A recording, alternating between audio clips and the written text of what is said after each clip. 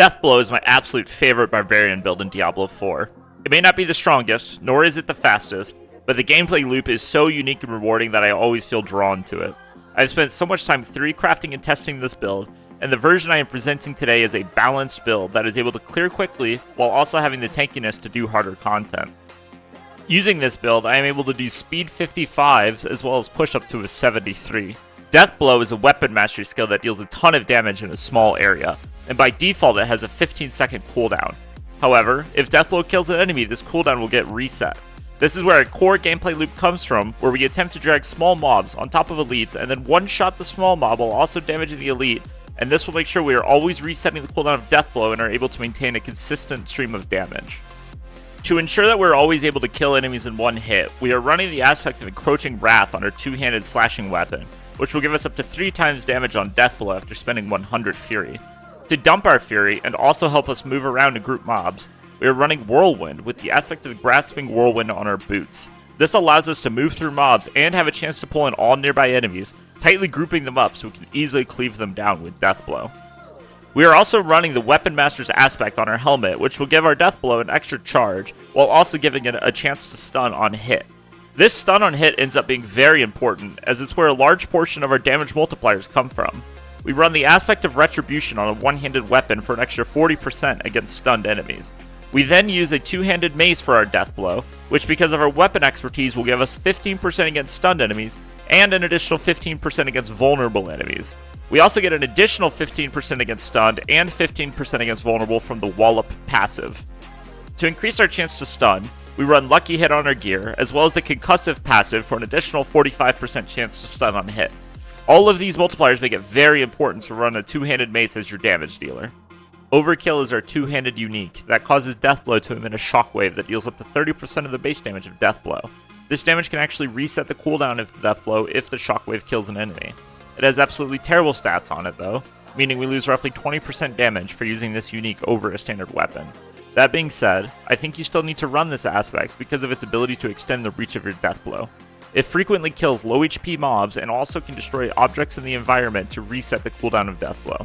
The shockwave also hits enemies directly in front of you, meaning they will be hit by both the Deathblow and the shockwave, which gives us a nice amount of additional damage to our primary targets. Our final offensive power is the Edge Master's aspect. This just gives us a flat 20% damage multiplier when we are full on resource, which we are able to easily maintain. This will be run on our remaining one-handed weapon. On our rings, we are running the standard combo of Bold Chieftain's aspect plus the aspect of Echoing Fury. The uptime on shouts from Bold Chieftains is absolutely required as we need the tankiness to survive, and the Fury generation from Echoing Fury is quite nice as we can permanently channel Whirlwind while keeping maximum Fury for Edge Masters. If you cannot find an Echoing Fury, you can also run the aspect of Berserk Fury, which gives you Fury generation while berserking. To further the uptime on our shouts, we are also running the Rage of Harrogath for our chest piece unique. This gives us a chance on applying a bleed to an elite to lower our cooldowns by 1.5 seconds. This will hit our shouts as well as our Deathblow. This unique is incredibly powerful with the Furious Whirlwind modifier, as every tick of Whirlwind will be applying a bleed. With at least 2 elites, we can easily maintain over 100% uptime on our shout. Defensively, we are running the aspect of Might on our pants and the aspect of Disobedience on our necklace. The aspect of Might gives us a 20% damage reduction for 6 seconds after using our basic skill. The aspect of Disobedience gives a whopping 75% armor. Keep in mind that bleed ticks will proc the Disobedience, making it very easy to keep at full stacks. Now let's dive into the skill tree. This build that I'm suggesting is primarily for speeds, but I'm going to tell you what you should do if you're wanting to push. So Lunging Strike is what we're taking for speeds. We're going to be taking Battle Lunging Strike for the bleed because the bleed gives us a lot of utility. When you're pushing, you're going to want to run Flay with Combat Flay for the damage reduction and vulnerable application. However, in both speeds and pushing, we're running Whirlwind with Furious Whirlwind. The bleed here procs all of our bleeding effects. This is absolutely amazing. And our Whirlwind lets us move through enemies. For defensives, it's always going to be 1 point Rallying Cry, 1 point Enhanced Rallying Cry, and 1 point into Strategic Rallying Cry. This will give us loads of Fortify and Unstoppable, so this is really useful. For speeds, we're going to do 1 point in Challenging Shout, 1 point in Enhanced Challenging Shout, and 1 point into Tactical Challenging Shout. You can opt out of Tactical Challenging Shout if you want to, but I like it for the extra Fury. When we're pushing, though, we're going to be putting 5 points into Challenging Shout for the tankiness. For our brawling skills, we're going to be taking Warcry, Enhanced Warcry, and Power Warcry. This is just going to give us a nice damage boost while proccing all of our shout effects. For speeds, we're going to be running Swiftness, but when pushing, we won't run this. We're going to always be taking Booming Voice and Raid Leader, 3 points in each. Booming Voice will increase the uptime on our shouts, and Raid Leader will make our shouts heal us for 9% of our maximum life per second with all 3 shouts running. Weapon Mastery skills, 5 points into Deathblow, of course. Enhanced Deathblow, and then Warrior's Deathblow. I think Warrior's Deathblow is much better than Fighter's Deathblow because the uptime on Berserking is really useful, and we get our Fury from other sources. We're running 1 point in Thick Skin just to get access to the next 2 talents. We're always playing 3 points in Defensive Stance for the increased damage reduction while fortified. We run 3 points in Counter Offensive while doing Speeds because it's just a 12% damage multiplier. We're always running Hamstring no matter what. This slow effect will proc our damage to CC'd and damage to slowed, so this is really important. Pit Fighter gives us nice damage reduction and damage, 3 points. No Mercy is 9% critical strike chance. Because of Hamstring, enemies are always slowed, so this is just 9% crit chance. Exposed Vulnerability is an extremely important passive, and you need to understand how to play around it. The way this works, after casting Deathblow, your next Whirlwind will apply Vulnerable to every enemy it hits. However, it can only be applied to each enemy 1 time. It will last for 3 seconds on each enemy. This is really important to note, as this will judge how you play most of a dungeon. You don't want to be randomly whirlwinding after you Deathblow. You want it to be calculated and thought out. You want to whirlwind whenever you're looking for the vulnerable so that you can do damage with Deathblow. So the ideal playstyle is, you kill an elite pack with Deathblow, you run to the next elite pack without pressing Whirlwind, and then when you get to the next elite pack, you Whirlwind it to apply Vulnerable and then Deathblow it. On bosses, it's really important to play around this. Your Vulnerable is like a 4 times damage multiplier. It's really important that you wait to Whirlwind the boss until your next Deathblow is ready. That way that you can Deathblow with the Vulnerable up. You're going to want to get off of the boss and channel Whirlwind to proc your Legendary Aspect to triple your damage, and then go back in once that's procced, apply the Vulnerable, and then Deathblow. It's a little bit nuanced to play around, but once you get used to it, it's actually quite fun. Okay, Ultimate skills. 3 points in Heavy-Handed, 15% critical strike damage, perfect. We're critting virtually every single hit. Wallop, amazing damage multiplier. You get 15% damage if they're stunned or vulnerable, and I believe if they're both effects apply, so you end up getting 30%. Really awesome. Concussion just gives us extra chance to stun whenever we Deathblow, which procs our Wallop, and it procs our two-handed Mace Mastery. Finally, we're going to be taking Walking Arsenal. We want two-handed slashing on our Lunging Strike. We want Dual Wield on Whirlwind for the increased tick rate. And on our Deathblow, we want two-handed Bludgeoning. All 3 of those will give us a total of 45% damage. Next, we're going to talk about stat priorities for each piece of gear.